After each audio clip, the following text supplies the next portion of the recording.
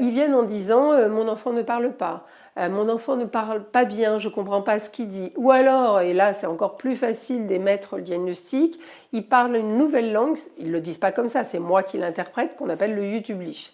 C'est-à-dire que les enfants, ils arrivent, enfin les parents disent ah ben il fait 1, 2, 3, il fait les couleurs en anglais, ou alors il fait l'alphabet. S'associe à ça des troubles du sommeil très souvent, des enfants qui sont capables de se calmer qu'avec l'écran, donc des difficultés de gérer leur caractère, de gérer leurs émotions, de gérer la frustration.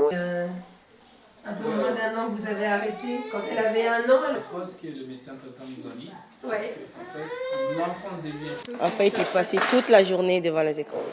Parce que on était en plein Covid, donc du coup on ne sortait pas. Et le fait qu'on s'ennuyait, donc on mettait la télé, lui aussi il était là. Il regardait la télé toute la journée. Du coup, quand on éteignait la télé, il faisait des crises. Pas possible, donc c'est comme ça qu'on a su que ça n'allait pas.